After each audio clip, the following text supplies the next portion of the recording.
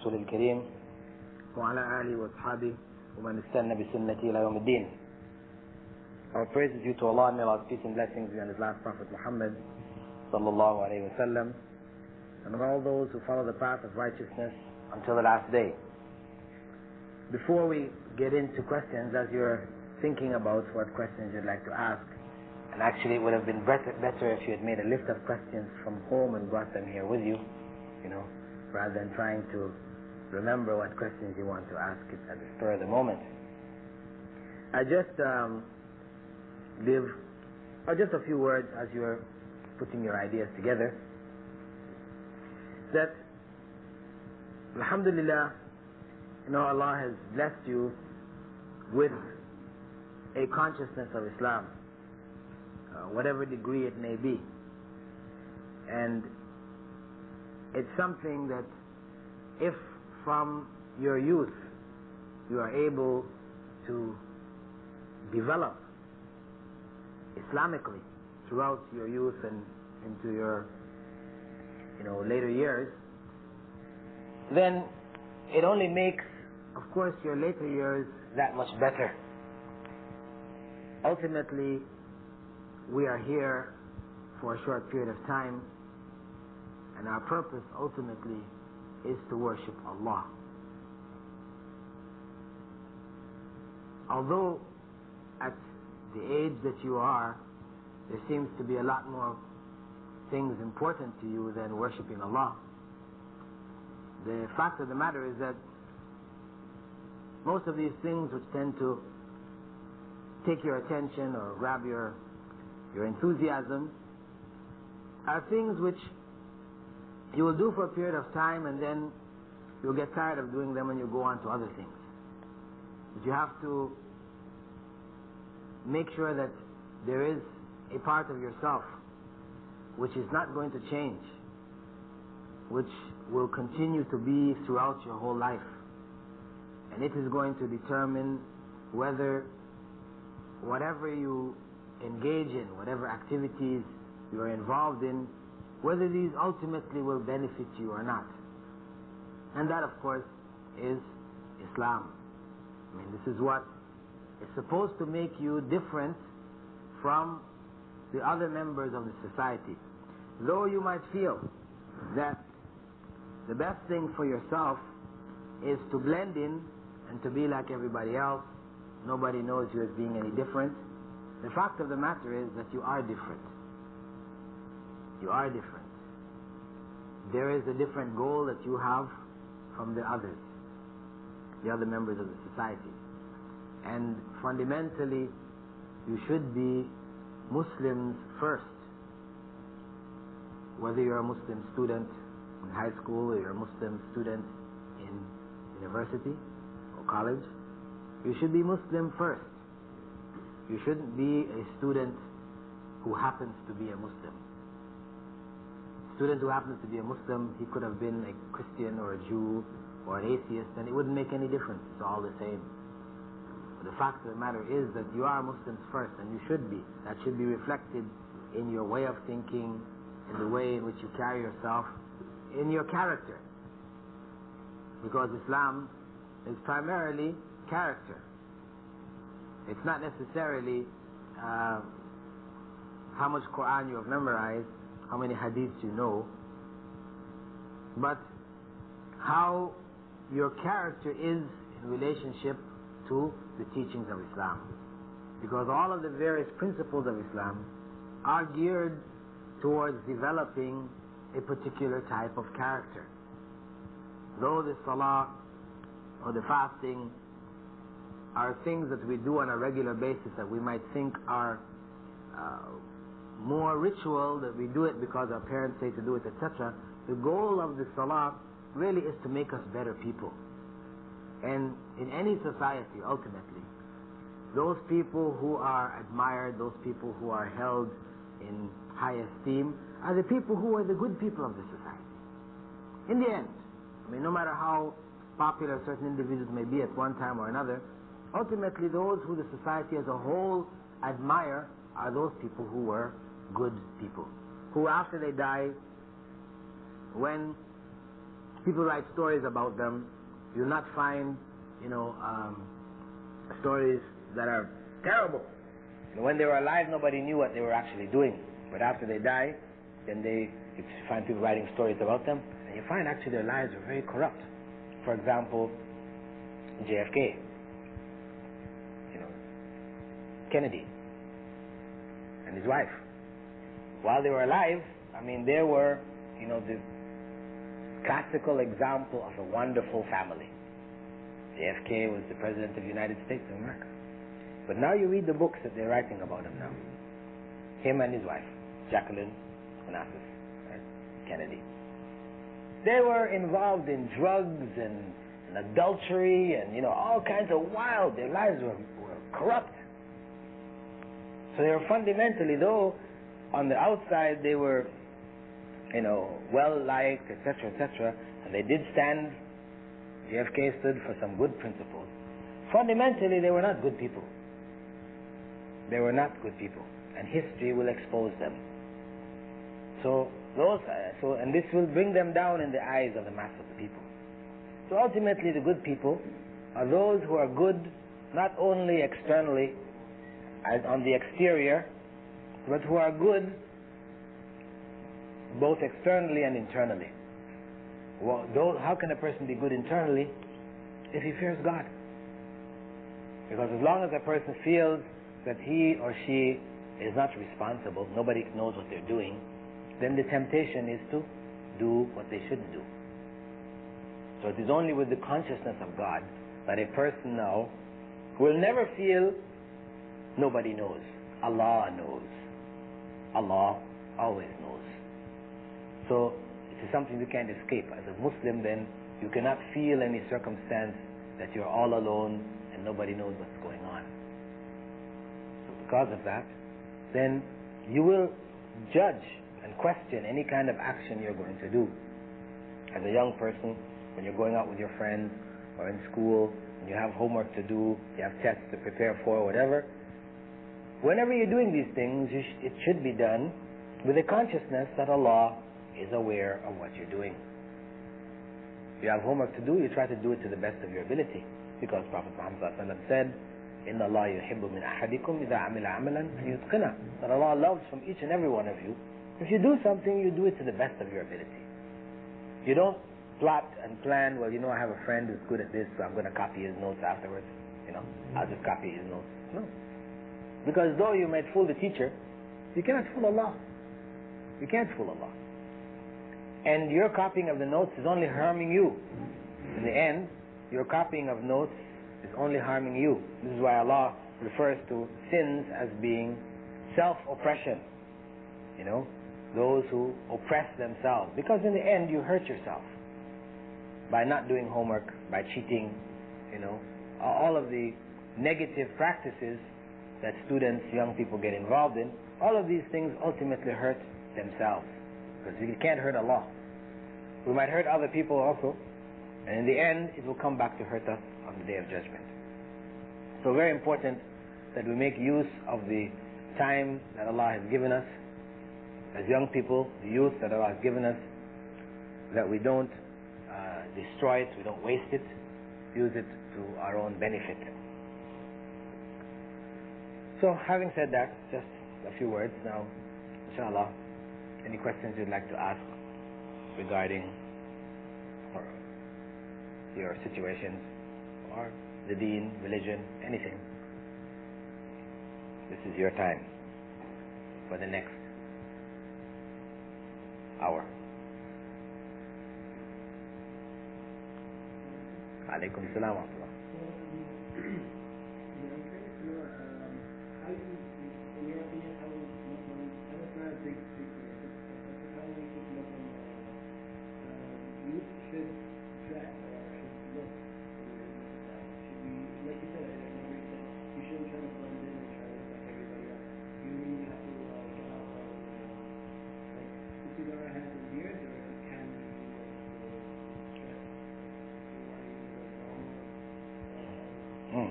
Okay, it's a good question. Should the Muslim youth dress, as you said, quote unquote, normal, or are you supposed to, wear something on your head and whatever? Well, in terms of beard, because you meant something on your head and a beard, if you're at the age where you're starting to grow a beard, then you should grow it. You shouldn't shave, right? Because shaving is prohibited. Prophet ﷺ had told us to grow our beards and to trim our mustaches and distinguish ourselves from the pagans. So that is something compulsory, growing of the beard. Now, other than that, it is better to distinguish yourself from the others.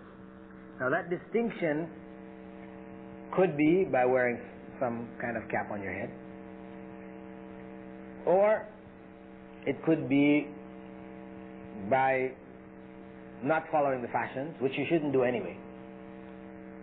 As a Muslim, you should not be fashionable, meaning that you change the fashions as the fashions change. You've got to be in with the fashion. Whichever way it goes, you're going. Right?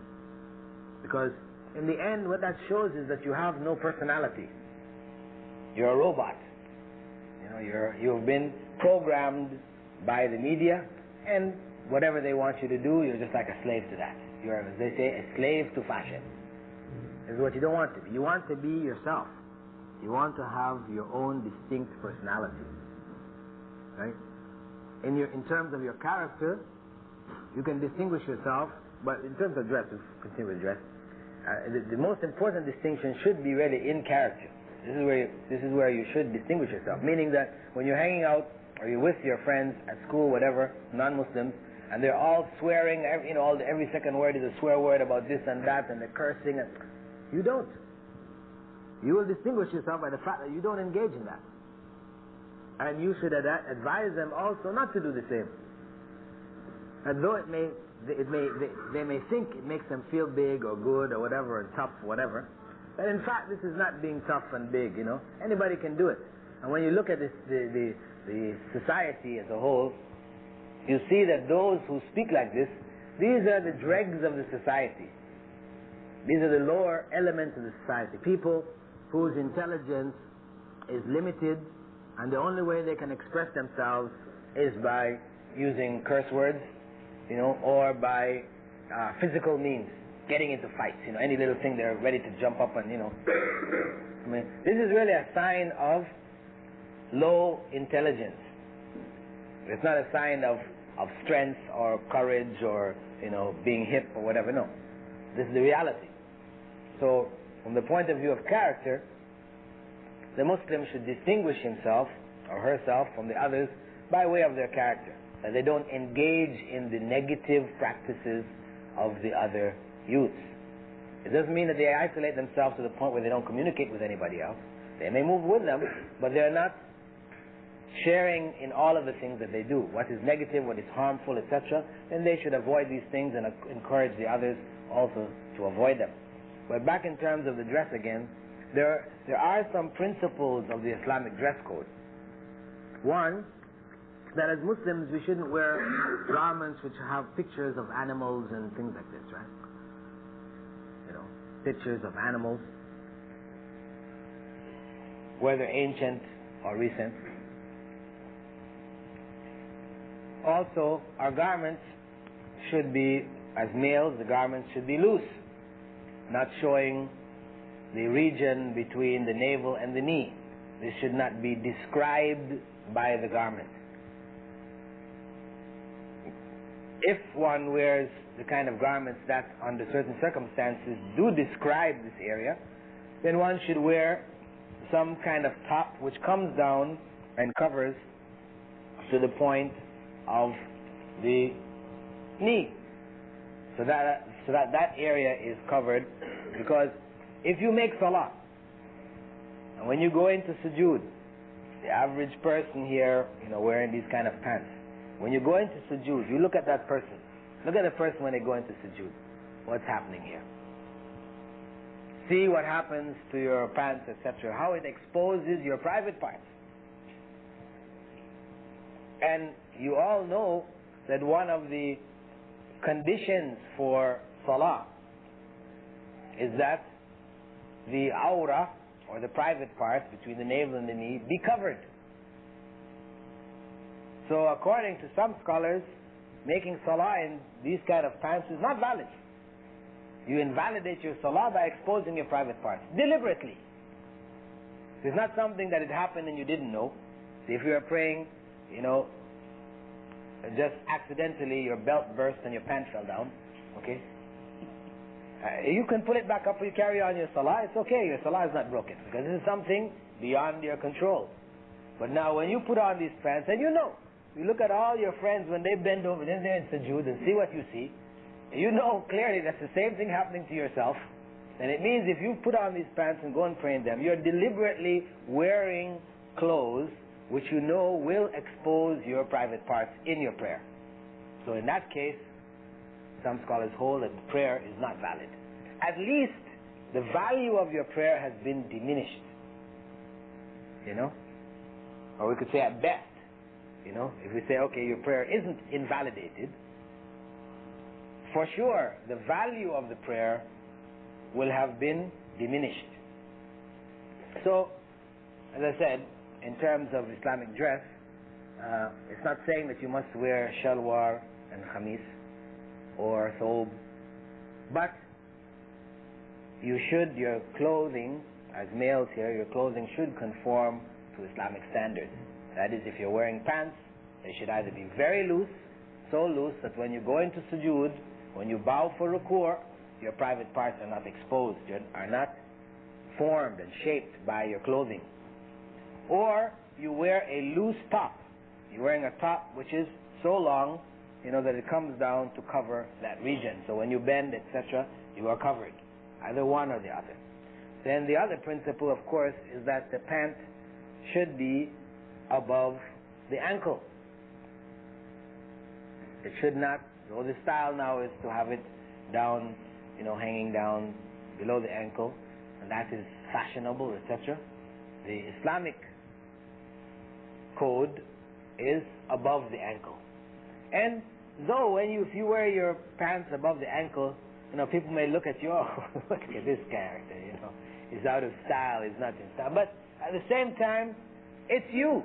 If you think about it, if you're able to do that and not be fazed by the fact that the style is below the ankle, then you're a better person. You're a stronger person. You have character. Now, if you're the type of person, if somebody sees you with your pants above the ankle, they say something, oh, you feel so embarrassed and so what. Then it shows what kind of your weak character. You don't have personality. Your personality is very weak. The person with a strong personality is one that they can stick by their principles. It doesn't faze them. And the reality is, as I've pointed out before, if next year the style becomes above the ankle, then guess what? Those of you that are wearing below the ankle will wear above the ankle. So it just shows where you at. It's not above the ankle. It's not an issue about wearing above the ankle. No, it's an issue about fashion. Ultimately, are you a slave to fashion? Do you worship the fashion designers? And when you look to see who is behind the fashion, right? You go and remove behind the curtain. See who's behind the curtain sending these people out on the stages with all these fashion. You see that they're a bunch of homosexual, corrupt, sick individuals. These are the leaders of the fashion. And that's who represents now your prophets. That's what's happening. They've become your prophets. They're the ones telling you to wear this and you're going to wear that. Wear the other and you're going to wear that. If next year they tell you to wear a bra on your head, you're going to wear a bra on your head. You're going to be in fashion. This is the reality. And you have to decide for yourself, who are you? Is that what you are? You're just a slave to these corrupt individuals who are determining fashion? Or are you your own self, your own person, where you can decide for yourself where you want to be in life? So, in terms of the Islamic dress, we said Muslims, young people, should be distinct from non-Muslims. Not that you necessarily want to become like a clown. What I'm saying, that you're going to wear a clown suit, right? Which just really makes you stand out, a big green turban, and no, it's not. Islam says if you want to wear a turban, of course, but I'm just saying that, Islam is not saying that you have to appear in that fashion. But the point is that whatever of dress that you wear, it should be in accordance with Islamic standards. It shouldn't have pictures, images. It shouldn't have symbols of the cross and things like this which are associated with other religions. And it should be above the ankles for males. It should not expose the private parts for both males and females. So, in terms of written questions here, can you please comment on the permissibility or impermissibility of rock music? Can you perhaps give us a personal example if you used to listen and how you stopped? Well, the fact of the matter is, I not only used to listen, I used to play.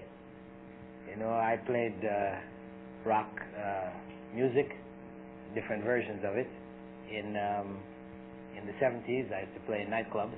I played guitar and sang along with a group.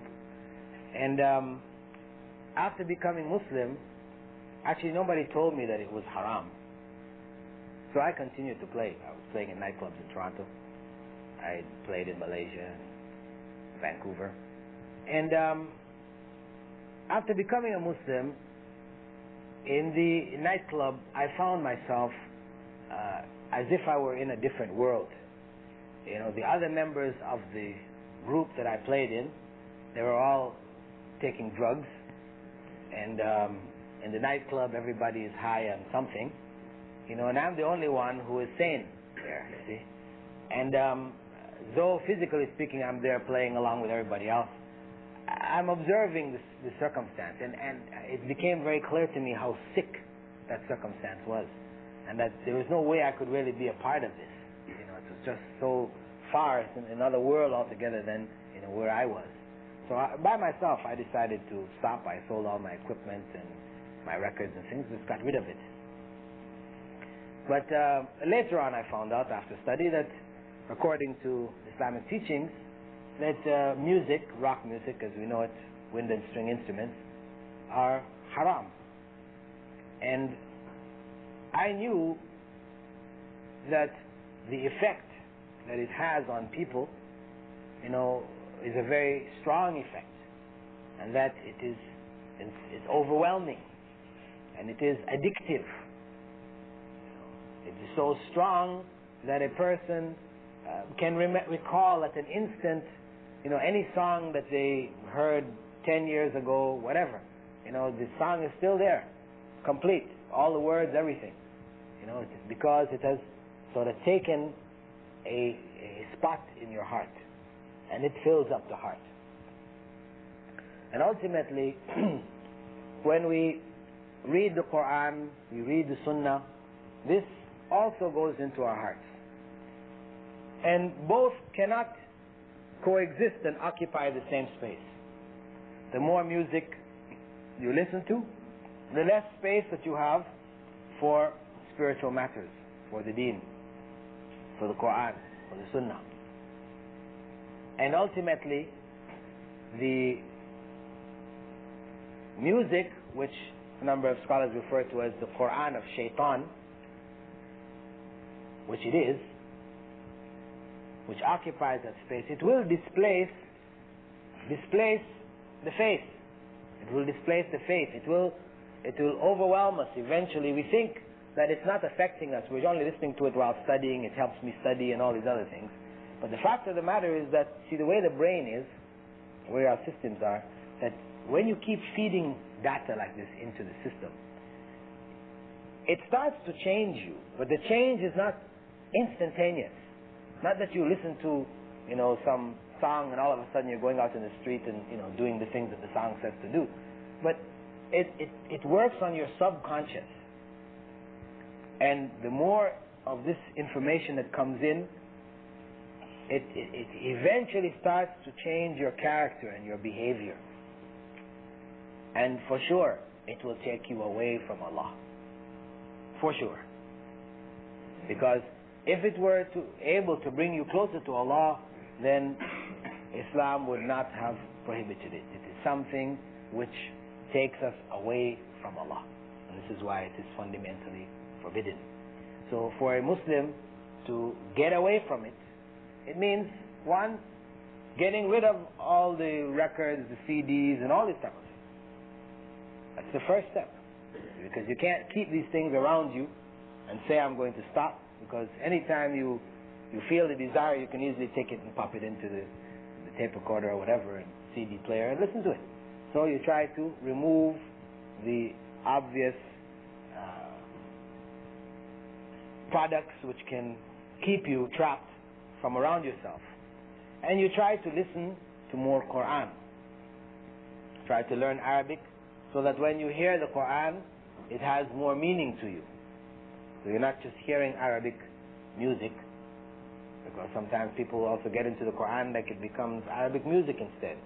You get into Abdul Basit and Husri and the different recitations, but you're getting into the music of it. You're not really getting into the Qur'an. So it's important that as we try to build ourselves through listening to the Qur'an more, that we also strive to understand Arabic to better understand what Allah is saying to us. And also, it's good to be around other people who are themselves away from this. Because if you hang around people who are, listening to music all the time, every time you're with them, they're just, the things, listening to the tape recorders or whatever, it's always around you, then it's very easy to get sucked back into it. But you need to try to develop, other friendships, of people who are not into it, who are trying themselves to get away from it. So together, you can help each other escape the trap.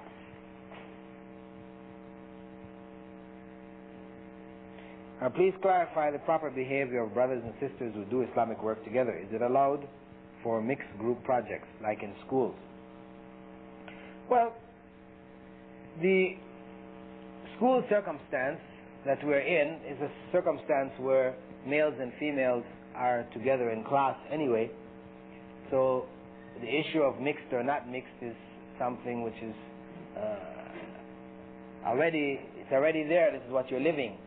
If you have to do an Islamic project and there are males and females involved, there is no harm in working together on it, but at the same time, one just has to be careful that the project, doesn't go beyond the activities of that project into flirting and these kind of things. It's not illegitimate for you to want to get married. If your intention is marriage, then there are certain channels that can be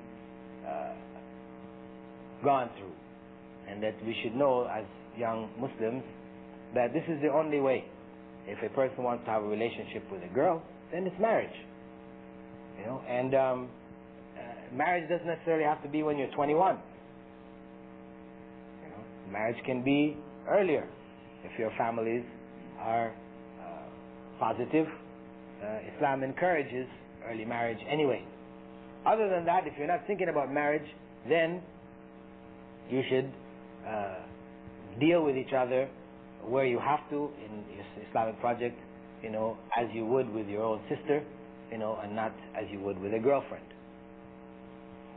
So, to whatever degree it is possible that Islamic projects in the school be done, the boys doing a certain segment of it and the girls doing a certain segment of it, and avoiding the loose mixing with each other, then it is better to avoid it. But where it isn't possible, then you work together, but you work together maintaining the Islamic principles in terms of how you deal with each other, that you don't turn it into a flirting party circumstance. How do we address the issue of homosexuality to fellow Muslims and converts due to some that pity them? Well, they can be pitied. People who are drug addicts, they can be pitied. We should pity them. We know they're in the wrong, what they're doing is incorrect, but we should feel sorry for them. Sorry for them in the sense that it is unfortunate that they have gone astray. If there's any way that we can guide them back to the path, we try to. Same thing with homosexuals. We can pity them in that they have gone astray. Not pity them in the sense that, oh, what they're doing is okay and the society is hard on them. No, what they're doing is not okay. It is sick. It is a sickness. A spiritual and a mental sickness. This is the fact. And it is not something which is inborn, like they like to try to promote now that, people are born homosexual. No, people choose to be homosexual. Because if people are born homosexuals, then it means that Allah has made people a certain way and then punished them for being that way. And Allah is not just. Just like Allah didn't make people, fornicators, adulterers. Allah didn't make them that way. We all have different inclinations, but we all have the ability to control those inclinations and to live according to the laws that God has set. Are we accountable for our thoughts? No, we're not. Prophet ﷺ said that we are not held accountable for our thoughts as long as we don't speak on them or act on them.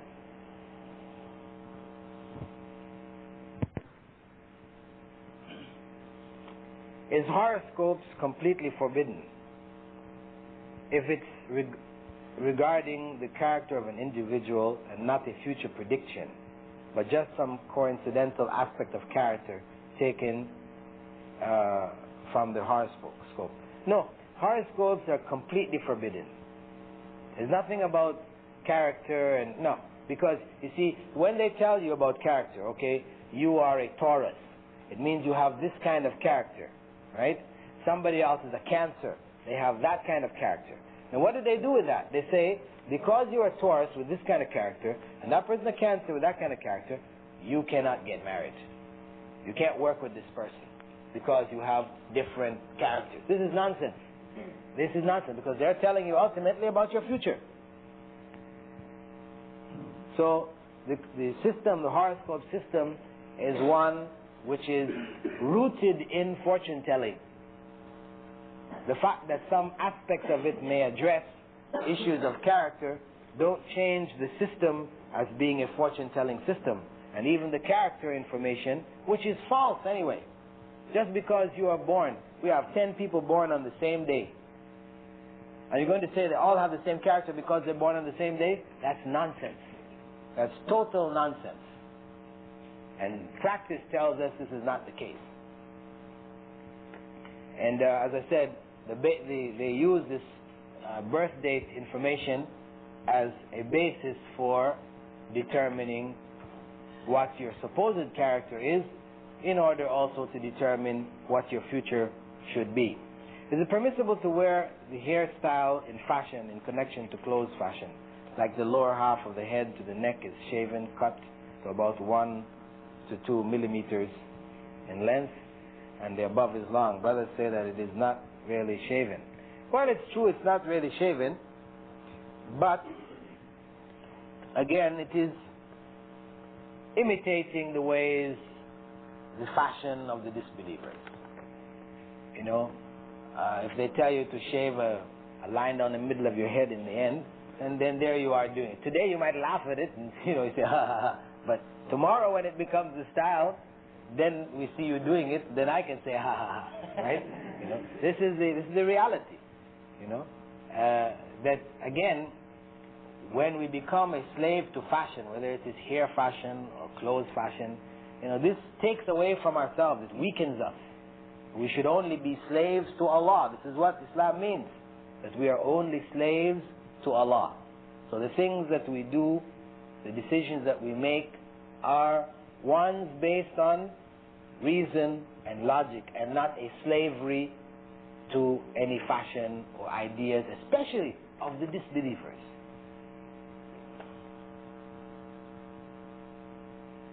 If your family is non-practicing, how can you bring them back to be practicing? Well, the best thing, of course, is to be the best kind of Muslim that you can be. You can show them how Islam has changed your life and made you a better person. Perhaps it will cause them to reflect. You can try to bring videotapes, Islamic lectures into the home, which they may hear at different times, and which may encourage them to reflect and to change. You know, we try to bring some, through the media, bring some new input into the home that may help them, may guide them.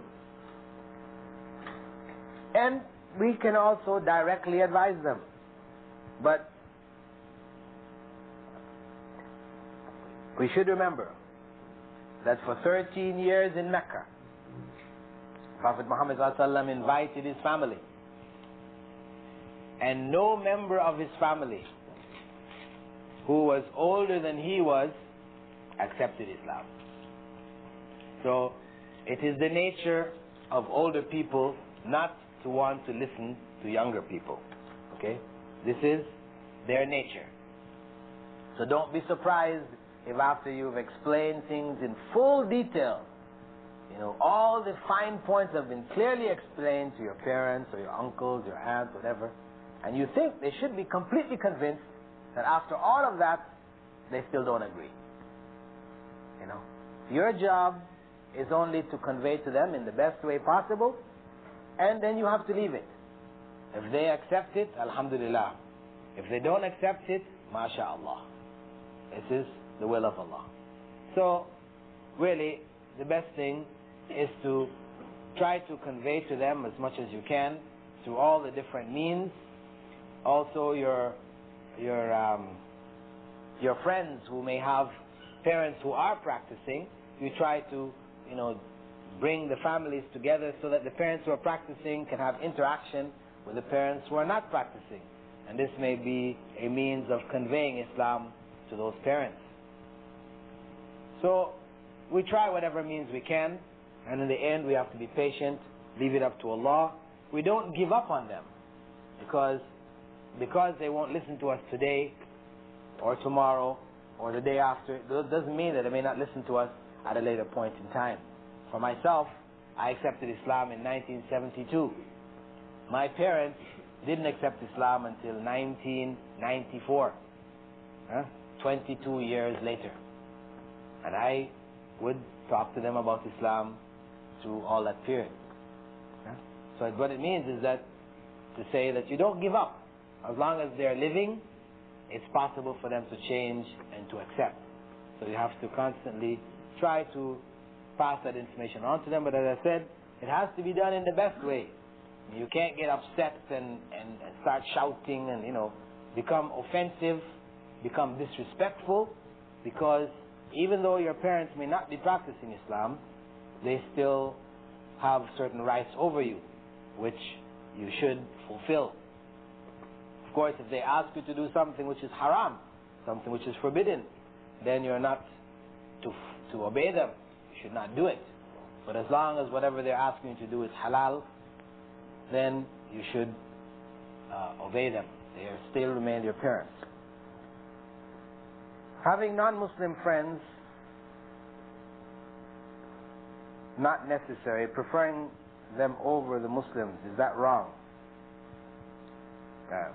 Well, the point is, having non-Muslim friends is acceptable Islamically. It's possible to have non-Muslim friends. But Islamically speaking, one's best friend should not be a non-Muslim. One's closest friends, the ones who one relies on, etc., they should not be non-Muslims. Our close friends, our best friends, those who we depend on, etc., these should be Muslims. Is playing the piano as an instrument haram? Yes. Even if it does not keep you from doing what you must do, as in praying, yes, still haram. The piano is a haram instrument. As I said, the effect of these musical instruments is not immediate. It doesn't mean a person plays the piano today and they stop praying tomorrow. But the point is that these instruments affect the person subtly. The music affects the person subtly, affects the subconscious mind, and eventually changes the conscious mind. But it's maybe a very gradual process. And all you have to do is look at the lives of the great musicians. The corruption that is in there is clear evidence of the harm that can come from it.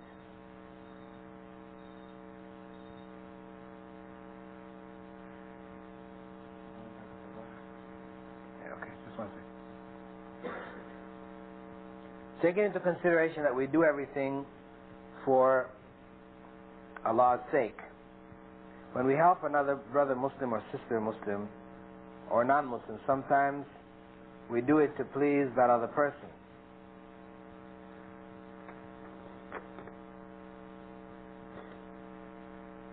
If we're doing it for the sake of Allah, and we're also doing it because it is pleasing to that person, there is no harm. Meaning, if somebody wants you to do something for them, and you do it for them in order to please them, but you're doing it remembering Allah, that what you have been asked to do is something which is acceptable Islamically, and this is something, you're doing it remembering Allah, you're doing it not in a way which goes against Islam, then you are rewarded for it. If you do it without remembering Allah, you didn't think of Allah or anything, but you just did it, it was a good thing they asked you to do, then you're not rewarded for that act as being an act of worship, but there is no sin against you if you did it to please somebody alone.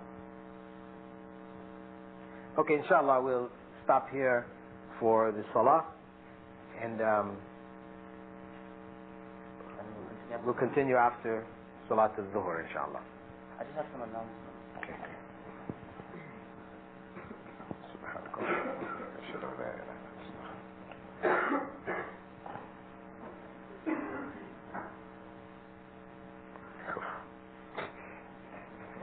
Chew up my clothes. Alhamdulillah Rabbil Alameen, wassalatu wassalam ala Rasulil Kareem, wa ala alihi wa ashabihi wa man istanna bi sunnati ila yawm ad-din.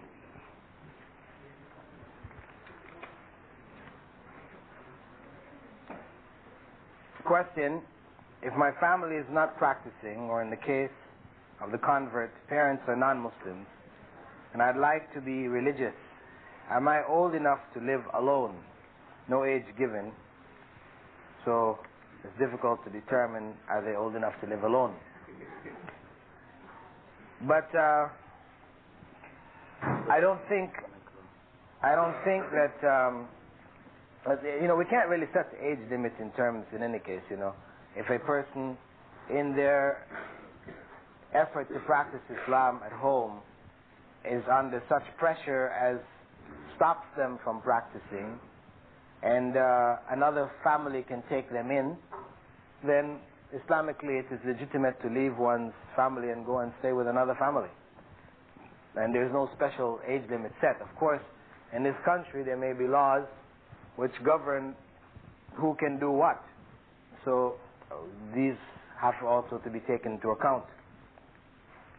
And one should not just automatically, simply because one's parents are not practicing or their parents are non-Muslims, one should feel automatically, well, I can't live in this circumstance, because again, we still have responsibilities to parents, and we shouldn't just cast those aside simply because they're not practicing Islam or they're non-Muslims. The responsibilities are there, and as long as they are not stopping a person from practicing Islam, they're un-Islamic or whatever, as long as you are able to practice your Islam within that environment, then you shouldn't consider running away from home or leaving your home, etc.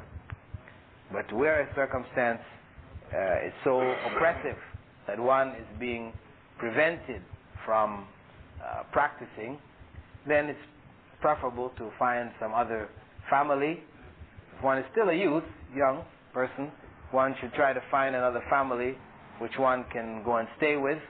And also, the legal implications should be looked into before one makes such a step. How can one know whether or not he should get traveling privileges for prayer? Is it by measuring a distance, or as you mentioned before the prayer, by city?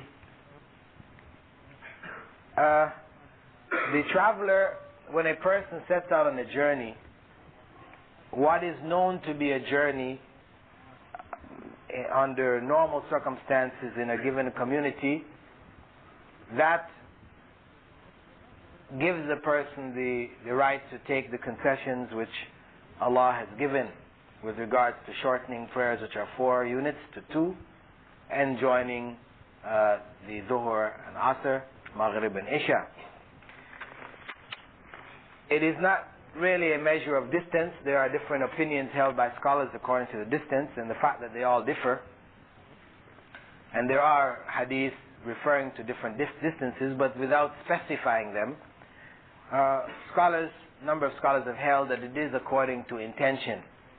When a person sets out on a journey, one takes his or her toothbrush, clothes in a bag, the things that we do for journey are well known. Because when you say a distance, 10 miles, in New York City you may go from one borough to another borough on the subway and you've traveled 10 miles. I mean, is that person considering himself or herself a traveler? No. They're just going to the masjid by the subway. So it's really your intention. And the principle of shortening prayer and joining it comes into effect when one leaves the outskirts of the city. Once you're still inside of the city, then you don't start to shorten and join before setting out your journey. Once you have left the outskirts of the city, then you may now shorten and join prayers.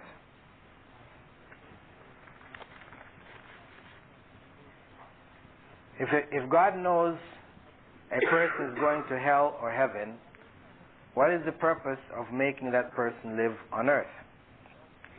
Actually, I wrote a book called The Purpose of Creation, and this is explained in extensive detail in it. I can just say briefly that it's not a question of if God knows who is going to heaven and hell. God knows who is going to heaven and hell. But we live out the life on earth so that on the day of judgment, no one who is going to hell will feel that they were dealt with unjustly. This is a manifestation of Allah's attribute of justice. Because if Allah created us and put us in paradise, no one will argue with Allah why He put us in paradise. But everyone who is put in hell would question, would argue, why are we being put in hell? And if Allah said to us, well, you would have done this and you would have done that, we would say, no, we wouldn't. Why would anybody want to do that and end up in hell? If we know there's a heaven and a hell, sure, we'll do the things that will take us to heaven. So Allah allows us to live out our lives. So when we stand before Him on the day of judgment, no one will be arguing with Allah, why is He putting them in hell? Everyone will know that they're going to hell because they put themselves in hell. They have done the deeds, they have chosen the deeds that take them to hell instead of the deeds that take them to paradise. And for those who are going to heaven, when they live out this life and go to heaven, ultimately by the grace of Allah, this makes them even more thankful, because they know in terms of the deeds that they did in this life, that were Allah to hold them to account, deed for deed, like one good deed against one evil deed, then no one would have entered paradise. That it is only by the grace of Allah that Allah multiplies our good deeds 10 times and more, that our good deeds erase our evil deeds. So we end up in paradise by the mercy and grace of Allah.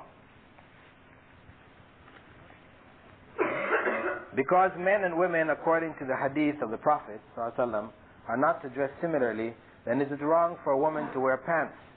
Many people also say that women wearing pants show the shape of their legs. Is this true? Well, I think if women are wearing pants, whether it shows the shape of their legs or not, this is quite obvious. If the pants are tight enough, then the legs will show. If the pants are so loose as not to show the shape of the legs, then such pants would be legitimate. So the issue is not necessarily wearing of pants or not wearing of pants, but one, whether the pants expose their aura, and two, if the pants are in a design which are traditionally males, then this is also not permissible, in that they're dressing like males. However, having said that, this is in a public circumstance, in the privacy of a person's home, between a husband and wife, etc.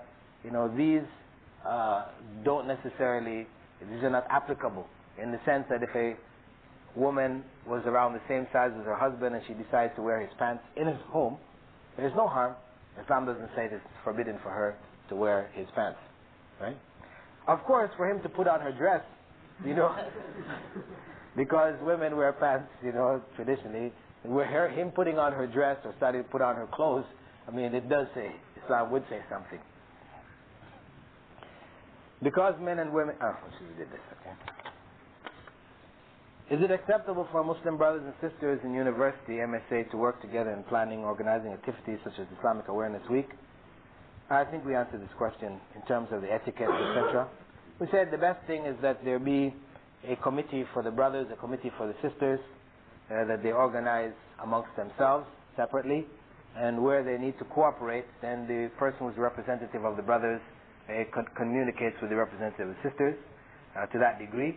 And where the project is presented and some aspect has to be presented by the sisters, then that aspect should be separate as much as possible from that of the brothers. Is smoking considered intoxication? If yes, why? Smoking is haram, not necessarily because it's considered intoxication, and it is considered a form of intoxication, but fundamentally it is haram because of the fact that one who takes it is engaging in an act of suicide. Suicide is defined as taking some substance which one knows will kill the person, has the ability to kill them. Whether the person takes it and it doesn't kill them or not, this is not the issue. The issue is that if you know that this glass of poison can kill you, for you to take it is an act of suicide. Whether you take it in small amounts, a little bit every week, and at the end of the year you drop dead because it has accumulated its effects in your system, or you take it as one full glass and one instant and you die from it, it's all suicide.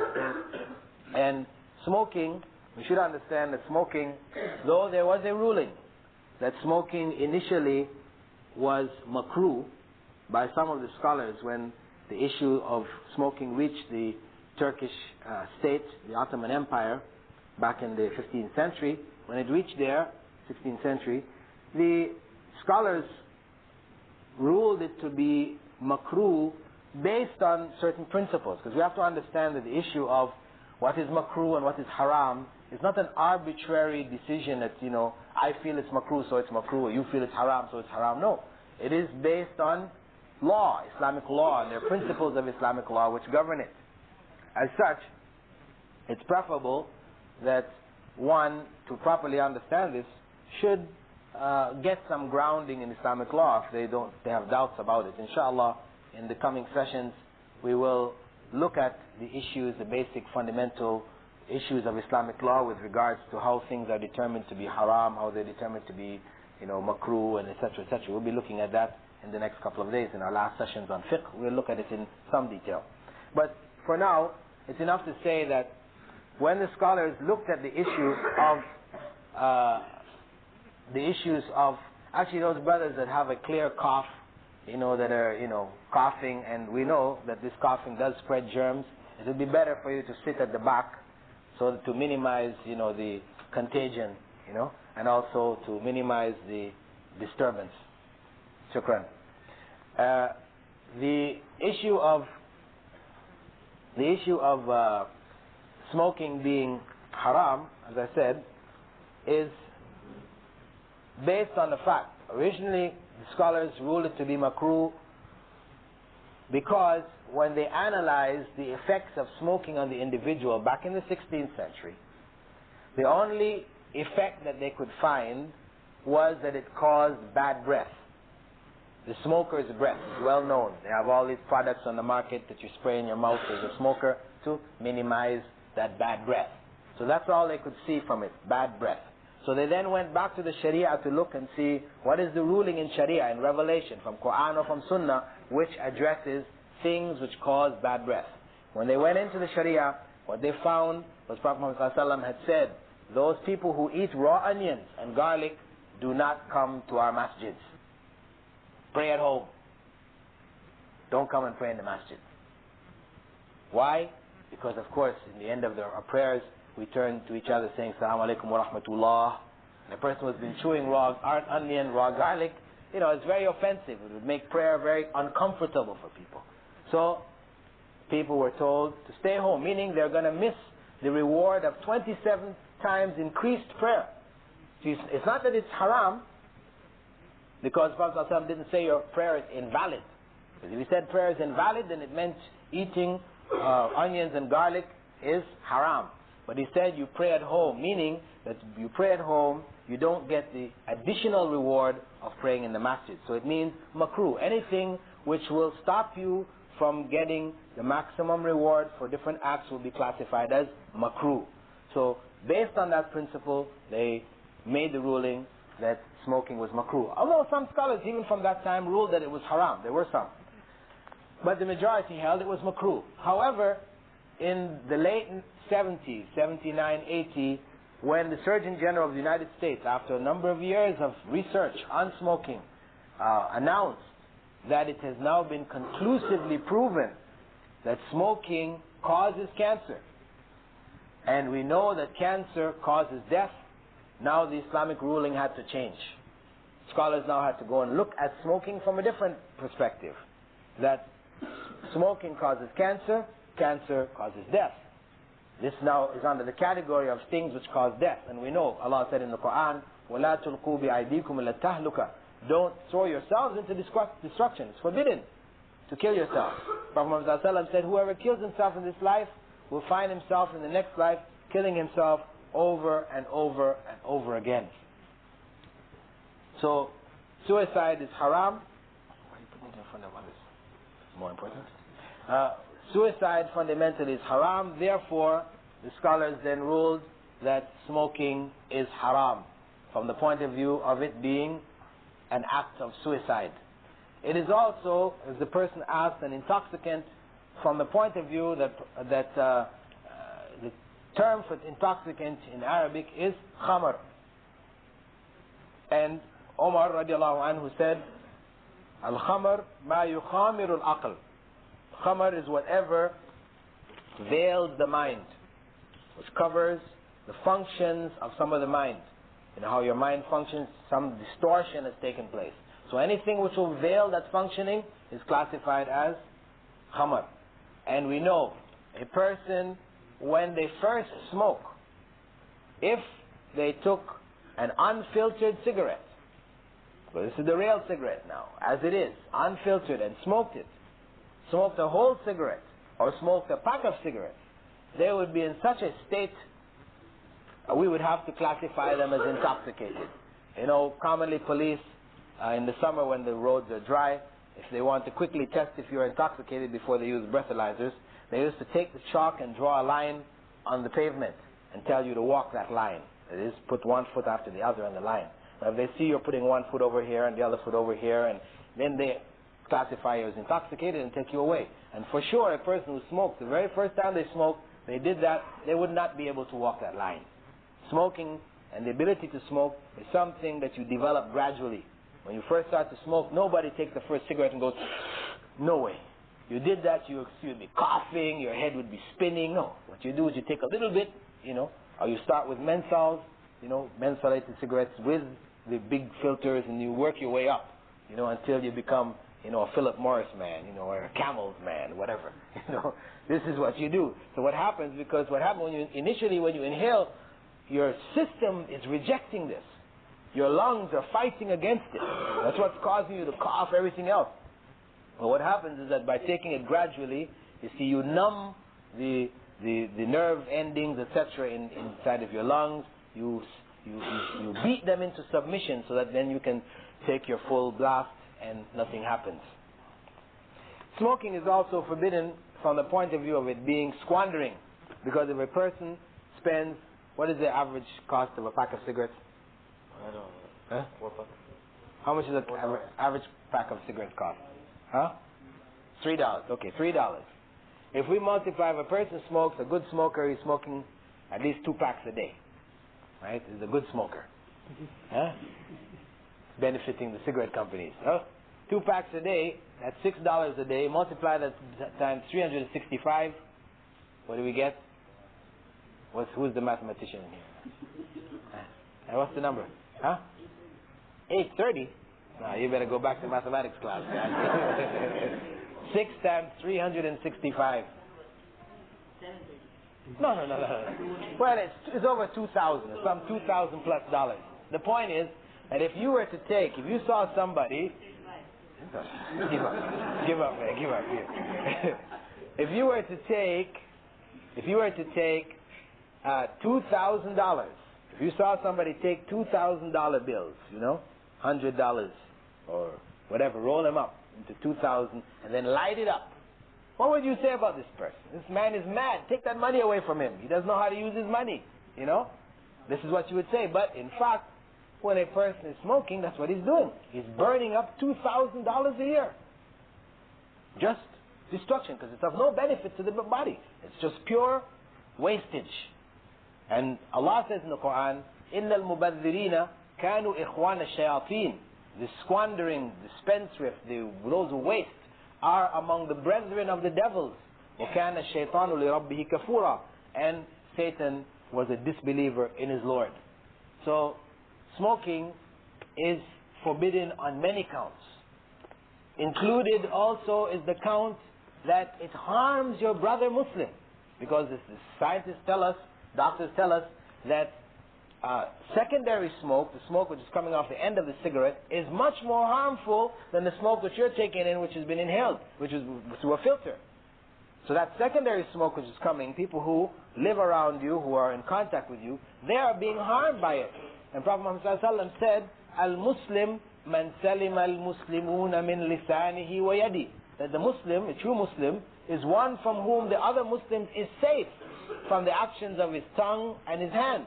So, for one to be smoking and deliberately harming other Muslims, this of course is classified as haram. So it's haram from many, many counts. So those of you who are smoking, please beware that what you're doing is a major sin. It is on a similar level to taking alcohol, smoking marijuana. Though the effects of alcohol and marijuana may be more obvious, and we can say this is haram, the smoking of cigarettes, of tobacco, is equally haram. It is an equal major sin. And the only way for you to free yourself from this is to turn back to Allah in repentance for this sin that you are involved in, and make a commitment to Allah to stop and stop. Not gradually, because if you try to do it gradually, it's very easy for you to fall back again. How many people have been gradually quitting for the last 5-10 years? You want to do it, it's an issue of mind over matter. You are the controller of your own body. If you want to do it, you can do it. We have a calculation of the exact amount of 2-pack a day habit is $2,190. Thank you. Anyway, the point is that it is something that we should feel inside our hearts is wrong. If you don't feel that it is wrong, You have heard it is haram. The evidence is all in front of you. If you don't feel that there's something wrong with you, you don't feel bad about it, then this is telling you the state of your faith. This is telling you the state of your iman. When that which is haram, that which is hated by Allah, is pleasing to you, you still enjoy it, you don't feel bad about it, then it means that your iman is on the lowest of levels. No matter what you're doing. No matter what you're doing in terms of other actions, etc., etc. When you love and don't feel remorse, don't feel bad about doing the things which are displeasing to Allah, then it means that your faith is in really rough shape. In Islam, the Qur'an says Adam was the first man, but archaeologists have found skeletons of humans dating before Adam. Please comment on this. Who said they found those dating before Adam? This is the point. Who says when Adam was created, so we can say these skeletons we're finding was before Adam? You know, let's not make these assumptions. This is a wrong assumption in the first place, right? Secondly, these skeletons they're finding, who says that they were humans? You said they're skeletons of humans. Who said they were humans? They said they're humans. That makes them humans? No. These skeletons that are being found, right? How do we know that they're humans? Yes, they will give us a picture of what this guy looked like, even to the color of his eyes. You know? And from 2 teeth they found, right? And they give you the whole shape of the body, how he walked, everything from 2 teeth, right? Be careful.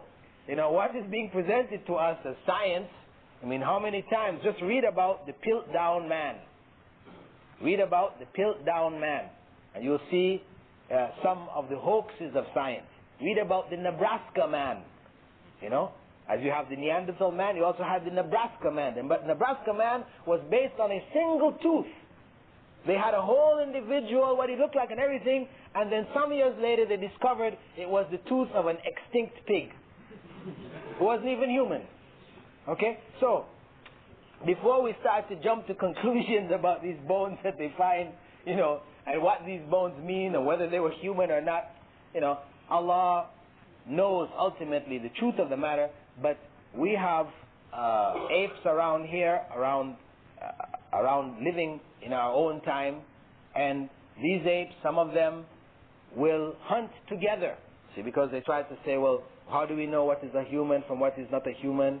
You know, that the human beings, they have this sense of intelligence, that they will do things together, they make tools and all this kind of thing. This is not to say that there were not apes of an earlier period of time that made crude tools. It's quite possible. It's quite possible. But to say that we have skeletons of humans before Adam, this is an incorrect statement. What we know is that when Allah created Adam, when Allah created man, he was a man. He was a man from the very beginning. He was not a half man, half ape, cousin to the ape. He was a man, having all of the basic faculties of the human being. He had the very first man whom Allah created. And we see among human beings much variation. And these theories that they have about the early men, etc., these theories are changing a lot. Now, just recently I read in Time magazine, they had found some skeletons, some skull bones and things of the Java man, who was supposed to be from another line that ended before the Homo sapiens appeared, who was supposed to be modern man. But then they found that these new findings, that these skulls were in a strata of earth which had other bones of people in the same level of the Homo sapiens. So now, you know, this has caused a big stir amongst them, that in fact these people didn't really die out as they thought, but they were living alongside the Homo sapiens. You know, their theories are changing all the time. So let us not be fooled thinking that what we have received from revelation has been disproven by science. Because what we have in our hands is a lot of theories, some bones, and the fact of the matter, we still don't know. If smoking is haram, wouldn't it also be haram to eat oily foods which may cause heart attacks? sounds like a die-hard smoker who doesn't want to give up, right? He's got to find an excuse for himself, right? He's going to go down in flames. Okay, the point is, any food taken to excess can be harmful. Water taken to excess can kill you. If you drink enough water, you can drink enough water until the pH balance in your system changes and you die. Water. So the issue is not about oily foods can cause heart attacks. No. Oily foods in and of themselves don't cause heart attacks. If people eat excesses of oily foods, then it can cause heart attacks, depending on their lifestyle. If they have very active lifestyles where, like in many of the people in the third world where they're, working and, from morning till night, they can eat no end of oily foods. It doesn't affect them. But when you're living a sedentary lifestyle, where you're the couch potato, watching television from, evening until the next morning, and your lifestyle is just, you get in your car, you just sit in front of the television, then of course oily foods, many other foods can harm you in excess, which is much different from smoking. Smoking, for one, is not a food. There is no benefit from smoking, period. So you can't compare smoking to food. For example, sugar. Sugar is halal. It is permissible. But if you, as a diabetic, were informed that if you take sugar, it will make you comatose and die, then sugar for you becomes haram. So where the medical profession identifies a point of harm for you as an individual, then this can be, that substance which will cause harm to you beyond that point becomes haram for you to take this deliberately. However, in the case of smoking, smoking is a causer of cancer for people in general. It is something haram. It is haram because fundamentally it is not beneficial for you. It is harmful to you and known to kill. So we don't compare smoking to other foods. Similarly, some may say, well, there are people who smoke all their lives and they live to 110 years old. We have some people. They had a woman there in China. She's about 115 years old. She has her cigar every day. I said, look at her. She didn't die. This is a sign from Allah that ultimately death is in Allah's hands. We don't decide whether we do something or not do it on the basis of exceptions to the rule. You don't jump out of an airplane without a parachute and say, Insha'Allah, I will survive. No, there are people who have, gone out of the airplanes, their parachutes didn't work, and they survived from 50,000 feet. Yes, it happens. But 99% of those who come out at 50,000 feet die. They're splattered on the ground. They have to scrape them up afterwards. Okay? So on that basis, for you to say, I'm trusting in Allah, and jumping out the airplane without your parachute, this is suicide. Similarly to smoking, 99% of those people who are smoking die, get cancer, rots part of their bodies, and they die from it. So for you to say, well, based on that 1% who doesn't die from it, I'm smoking and trusting in Allah, that is suicide.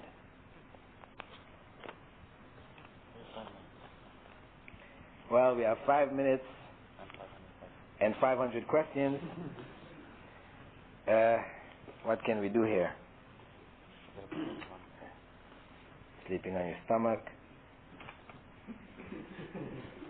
Yeah, don't sleep on your stomach. Putting up Quranic ayahs on the wall in your home. It's permissible, as long as one doesn't believe that they're going to protect them from harm or bring good for them. If putting up the ayah on the wall, you're believing it's going to bring good luck to your home, then you're in trouble. Take it down. If a girl has her period, can she go to the mosque if there's a speech like today, for instance? Well, this is not a mosque. This is a musalla. So it's permissible for her to come here and listen. But to a mosque, for her to come and sit in a mosque, it is not permissible. She can come in to get something and leave, but to come and stay in it, no. But it's a musalla. Musalla means it's a place which is temporarily designated for prayer. It is not a mosque. Prayer is established here 5 times a day, and it is owned by the Muslim community. This is a rented location which the owner can say tomorrow, ma'a salama, and we all have to pack up and leave. Is there a particular time of night and day a Muslim guy or girl should be at home by?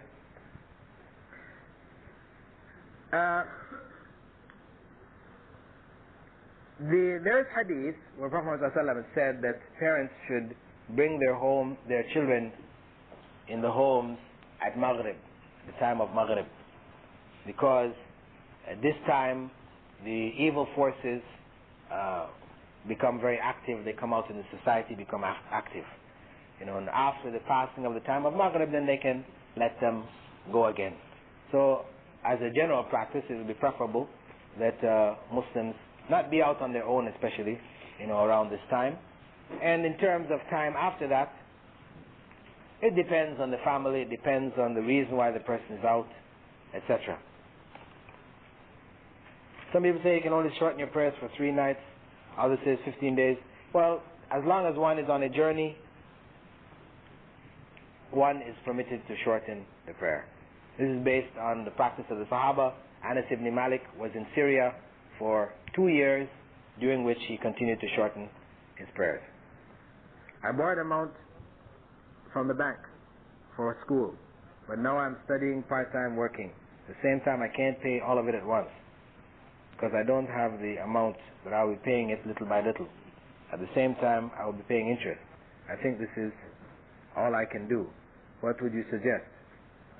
Though I know I will never borrow again. Well,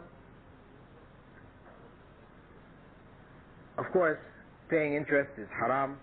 Signing that contract of interest was in itself haram. And we should ask Allah's forgiveness if we have ended up in situations like that.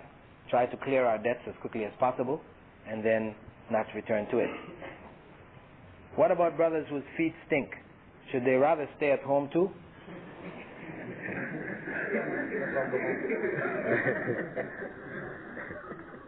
Yes.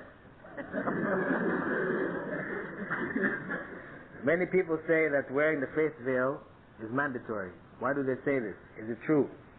There is evidence that the women in the time of Prophet ﷺ also covered their faces, and on the basis of this and other evidences, some scholars have taken the position that it's compulsory, but the majority of scholars hold that it is recommended and up to the woman to choose herself.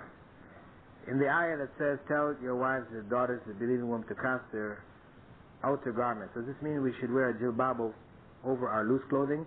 Yes, a jilbab should be worn. Outer garment is part of proper Islamic dress. That if a person wears a dress which is so loose that it may be looked at as an outer garment, then this can stand in its place, as long as it is not, flowery and colorful and attractive in and of itself, like the way her dress, because that would be her finery, which is supposed to be covered. As Allah said in the other verse about putting on the khimar and putting it over their bosom, and that nothing should be seen of their finery except that which must be. So it shouldn't be in their clothes. If one doesn't have wudu, is he or she allowed to hold, touch, read the Qur'an? Yes, it is permissible, but preferable that one have wudu.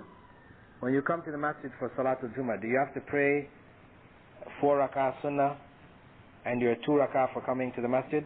What is required of you when you come into the masjid, whether for Jummah or any other time, is 2 rak'ah before sitting down.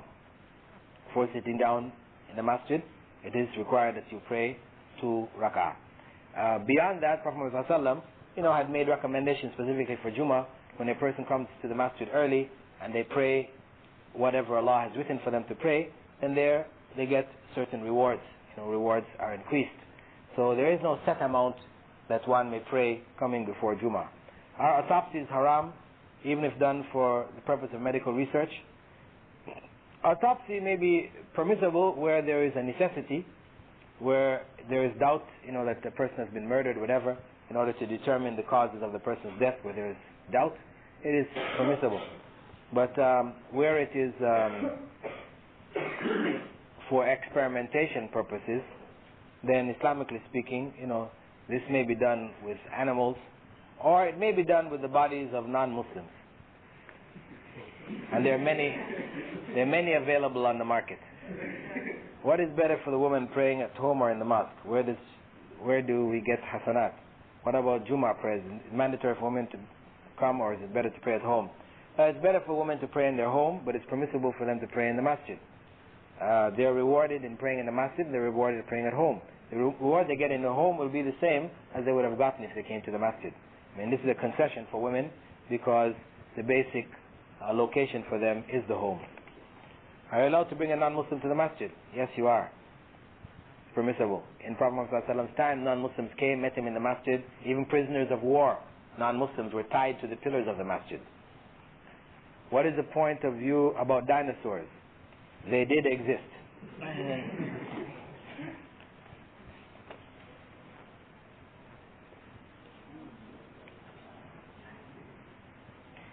About the different forms of dhikr, actually your time is up. If one starts his mandatory prayers after the age of puberty, what must one do? Meaning I guess started late. If one didn't start at the time that they should have, I mean, it becomes compulsory once you reach puberty, but actually one should be praying even before that. It's very important for parents, you know, that children are taught, as Prophet ﷺ said, they should be taught prayer at the age of 7 and spanked for it by the age of 10. So by the time they reach puberty, this is a part of their basic lifestyle. But if somebody, for whatever reason, didn't start their prayers when they reached puberty, and later on started, they should ask Allah's forgiveness for what came before, and try not to avoid or neglect their prayers in the future.